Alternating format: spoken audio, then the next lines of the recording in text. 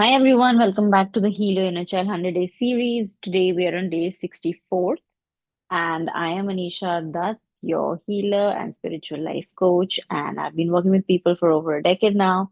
And today we're going to focus on healing or healing our inner child or helping our inner child express via painting. All right.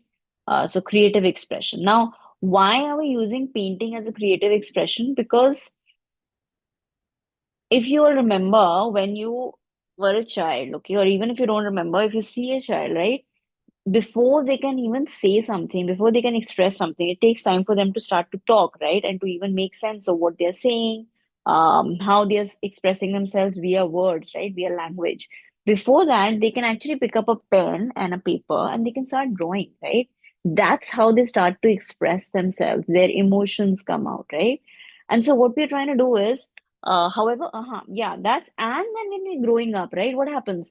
Ways different people, our guilt, our shame, emotions, situations, everything makes us feel like we are suppressed. Not just makes us feel like we are suppressing our emotions. We start to suppress our emotions on our own, right? Based on our external environment, right?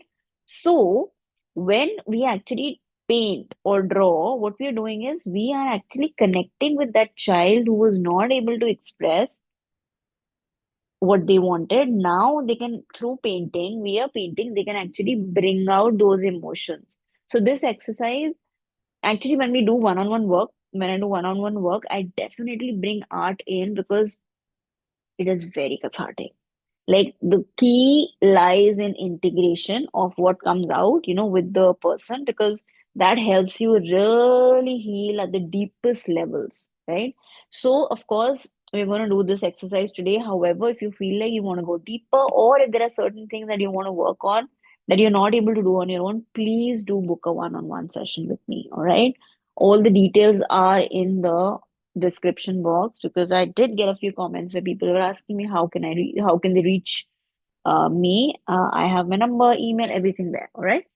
So moving on, let's focus on today's exercise. Okay. So what are we doing? We are basically connecting with our inner child and we're helping it come up with any stuck emotions, right? And we're helping all of that come out now because the more emotions stay suppressed, the more problems in our life it creates, right? It could be health, it could be money. We don't even know how it's affecting our life because for everybody it will be different, right? Based on what the inner child is suppressing, how, where, and what are the situations, all of that, right? So let's start with the exercise today. Okay, sit comfortably, and of course, today you do have to get your painting materials, right? So paper, canvas, colors, brushes, whatever feels, whatever is accessible, whatever you have, bring it all in, right? Take a few deep, slow breaths, and then with each exhale, feel your body soften. Okay. Place your hand on your one hand on your heart, one on your belly. Okay. And then invite your inner child in now, right? Whisper to your inner child, I am here. I want to see and feel with you today, right? Close your eyes, take a slow, long, deep breath, and ask your inner child, what are you feeling right now? Whatever age you connect with, just notice what your inner child is wearing, what colors, shapes, or textures represent your feelings, right? So let's see what comes to your mind, right? If they say that they're feeling anger, then what's the color of anger? What's the texture? Now, I'm not going to go very deep because these things mean different things. Like certain way an inner child draw, certain colors an inner child draw. When I do one-on-one work, I go deeper and I analyze during integration. But here we're going to keep it because I'm not going to go to it takes a lot of time, and for that, you really need that one-on-one attention. And actually, in this environment, if I don't have feedback from people, right, it's actually not possible for me to uh, go any deeper in this context. So, but it's very important for you to keep in mind the colors, the textures, the shapes, right, that are coming to your mind because everything means something, right?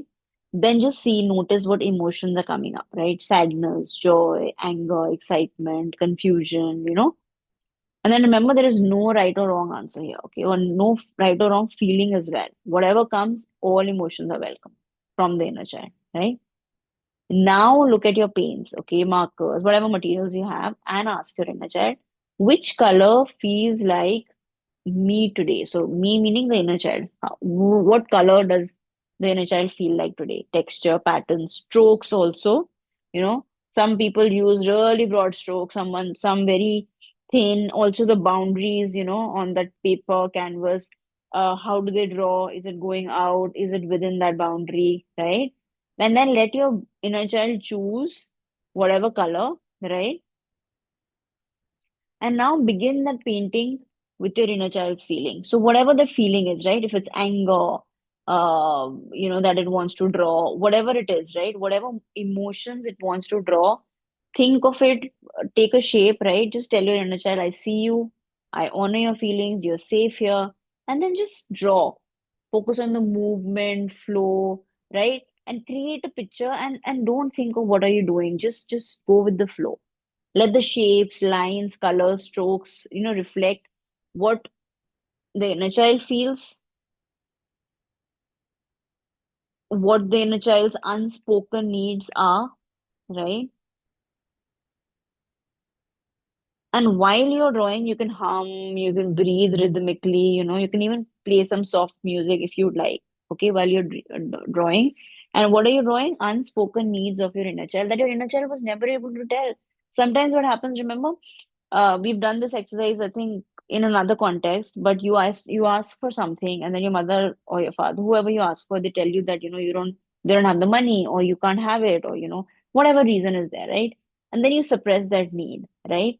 And now you can't, next time you think of something, you're not able to tell your parents because you think like you're burdening them. You feel very guilty, right?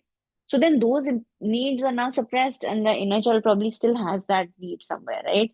Maybe you needed a pair of shoes, right? And now you were not able to tell your parents. So the need for, maybe it was, the need was for safety because you don't want to go to school with, holes in your shoe, whatever the feeling is. What are those suppressed needs and how does it feel? Draw it on the paper today, right? So this will take some time. It'll take 15 minutes, 20 minutes, half an hour. Give it that much time because unspoken needs of your inner child can be a list as well, right? Could be just one thing as well. So whatever you want to go with the flow, draw it, take your time. Then move to the last section. Okay. Once it's done, step back from that painting and ask your inner child, is this how you feel? Did this, whatever you've drawn, painting, capture your heart today? Right? If yes, then you acknowledge it. Thank you for showing me your heart, your feelings. If no, ask the inner child, what else do you want me to add? So add those elements until it's completed. Okay. So allow that inner child to, get all the feelings out. Right? Just tell it that your feelings are valid. I see you, I hear you, I love you. Please tell me. Right? And then once it's all done, then please, when obviously when I do one-on-one work, we do the integration, we kind of understand it and we go from there, right? Because we kind of interpret it, right? However, for you, it's important for you to just place your hand to integrate on your heart and just whisper or think to your inner child, I honor your feelings. I promise to hold them with care. You're safe, you're loved, right? Take a few deep, long breaths. And then just smile at your inner child, okay? Visualize them feeling calm, feeling seen, feeling relieved. That's the core of this exercise, right? Because whatever was suppressed has come out now, right?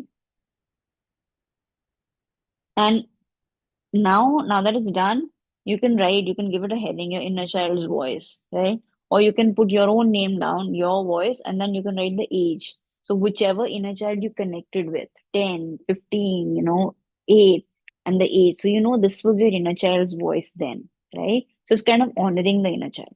So you can keep it in that altar that you've created for your inner child, or you can keep it in a notebook, whatever, right? You can do this every month as well, right? As a way of connecting with your inner child and expressing, right? So anything that's stuck can then come out of your system, and it'll help your inner child feel safe, secure, and relieved. And of course, in the process, you will also feel relieved and secure, right? So that's all for today, folks. Thank you so much. I will see you all tomorrow. Signing off, Anisha Rath from Zaria Healing.